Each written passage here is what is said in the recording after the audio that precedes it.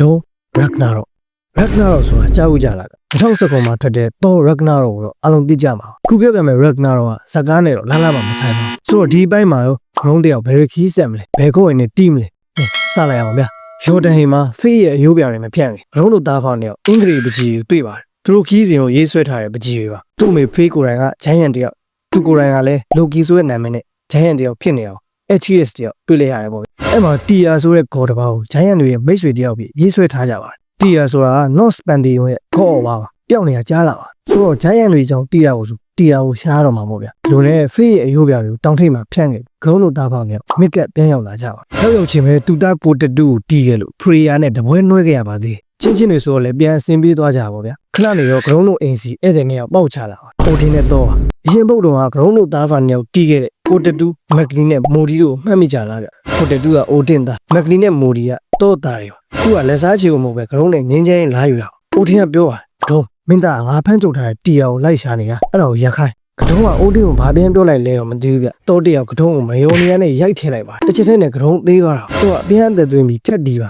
ဒီကတော့ကတုံးကပြန်တီးတာတော့သွားတစ်ချောင်းကျွတ်သွားတာဗျအဲ့ကြမှာသူ့သားတွေကိုတီးခဲ့လို့တွေးကြည့်ဆက်တာကြေပြီးဆိုပြီးတော့တယောက်စိတ်လျှော့သွားပါဆိုတော့မစ်ကန်မာနေရကတုံးတို့သားဖာတဲ့ဘေးမကင်းတော့ပါမထူပါဘူးဆိုပြီးတီယာကိုရှာပုံတော့ဖွင့်ပါဒီချိန်မှာလည်းကတုံးတို့ကန်ကောင်းပြန်ပါသူ့အကူကြီးကို Brook နဲ့ Sindri လို့အမည်ရတဲ့လူပူလေးနဲ့ရောက်လာတော့သူတို့လည်းပဲလူပုကဘာ Spotter ဟိမှာတီယာကိုတွေ့ပြီပေါ့ဗျTRC ကနေ Giant တွေအကြောင်း Atreus တိလာပါဒါလည်းမကောက်အန်ကာဘိုရာလို့ခေါ်တဲ့ Giant မာလေးနဲ့ထပ်တွေ့ပြီး Atreus level တက်သွားပါအန်ကာဘိုရာစီကနေ Jordan အမွေနစ်တွေနဲ့အသက်တွေတင်ယူလိုက်တာဗျမိုင်းဆုံးတစ်ခုကတော့ဝိညာဉ်တွေကိုလိုသလိုထင်းချုပ်တက်သွားတာပါအဲ့မှာရှစ်ပြေတော်တစ်ခုကြားလိုက်ရပါ Atreus တယောက် Himdo တက်လို့တေးမဲဒါပေမဲ့ကတော့ကသူ့တောက်အသေးခံမလား Himdo အသေးပြီးပြီလားအဲ့တဲ့ဆိုတာကသူတို့ကဲလာတဲ့ TR စစ်မဟုတ်ပါTR ရောင်ဆောင်းထားတဲ့ Odin ဖြစ်နေတာ Odin ကသူ့ပုံစံစစ်ကိုပြိုင်းလူပူလေး Brook ကိုဓာတ်နဲ့ထိုးလို့လိုက်ပါဆိုတော့ကျန်တဲ့လူပူလေး Sindri ကြေခွဲသွားခဲ့ပါဒါပေမဲ့တစ်ဖက်က Odin ဖြစ်နေတော့ Brook အတွက်ပြန်လက်စားကြီးကိုမတက်နိုင်ခဲ့ဘူးလေဗျနောက်ပြီး Hawkeye ရ Ragnarok မှာ Nine Ran အကုန်လုံးမပြည့်စည်ပဲ Asgard ပဲပြည့်စည်မှာဂုံးတို့သားပါရည်ရွယ်ချက်က Ragnarok ကိုတောင်းပါ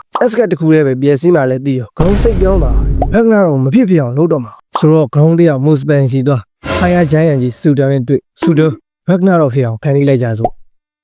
စာရီဗျာ Ragnarok တိုက်ပွဲဂုံးနဲ့တော့ထက်တွေ့ရဲ့ဗျတယောက်တည်းလေးတီးကြရဲ့ဂုံးကပြောပါတယ်မိသားစုကိုဆုံးရှုံးရတဲ့အဖေတယောက်အနေနဲ့ငါမင်းကိုနားလေပါလေငါတို့ချနေလို့ဘာထူးမှလဲဒီလောက်နဲ့ပဲတော့အောင်ကွာတော့ကလည်းသဘောတူပါတယ်အဲ့မှာအိုတင်ကသူ့အမိမနာခံရကောင်းလားဆိုပြီးတော့လှမ်းနဲ့ထိုးထည့်လိုက်တာဗျအိုတင်လည်းမကြောက်ဘူးဂုံးတီးရခံပြီးသေးသွားပါလေအိုတင်ရဲ့ဝိညာဉ်ကိုတော့ Atreus ကကြောက်တုံးလေးထည့်သိမ်းထားလိုက်တယ်ဗျဒီခါကျမှ Brook ကိုတက်ရကောင်းလားဆိုပြီးအဲ့ဒီကြောက်တုံး Sindri တယောက်တူနဲ့အသေးထူတော့တာလို့သိမကြပါဘူး Suter ရောက်လာပြီး Asgard ကိုပြောင်းလိုက်သွင်းမှာတော့ Asgard ပြားကြပြီး Ragnarok ကြီးပြီးဆုံးသွားပါဒါပေမဲ့ဂရုံးသားကိစ္စမပြီးနိုင်သေးဘူးဗျသူ့ကိုယ်ဘယ်သူလဲဆိုတာသိရအောင် Atreus တယောက်ဂရုံးနဲ့အတူမလိုက်တော့ပဲတကူတော့ခီးထွက်သွားပါတားဖောင်နဲ့ကွဲသွားပါအတုံးလဲကြေကွဲရတယ်မှာသူ့မှာအဖော်ဆိုလို့ခေါင်းပြက်ကြီးမီမီယာနဲ့ Freya တို့ပဲရှိပါတော့ TR ကိုလည်းရှာတွေ့သွားကြပါတယ်ဆိုတော့အရာအလုံးပြီးသွားပြီလို့ထင်ရပါမယ်မပြီးသေးဘူးဗျဂရုံးနဲ့မီမီယာနှစ်ယောက်သား Valhalla စီရောက်သွားပါ Valhalla မှာ North ဂရုံးနဲ့ Spartan ဂရုံးပြန်တွေ့ပါ Ares ကိုတီးပြီးကောအော်ဝါအဖြစ်ပြင်ကြီးပေါ်ထိုင်းနေတဲ့သူ့ငယ်ဘွားကိုပြန်တွေ့တာဒီလိုနဲ့ဂရုံးကြီးကဂရုံးငယ်ကိုဘာတွေပြောလိုက်လဲတော့မသိဘူးဗျသူ့ကိုယ်သူအဲ့လိုစကားတွေပြောရင်းနဲ့ inner peace ရသွားတာဗျအဲ့လိုနဲ့ North ဂရုံးတယောက်ပြင်လေးကိုထိုင်းနေကျွန်တော်တင်ဆက်နေတဲ့ဂရုံးဇာတ်လမ်းလေးတွေ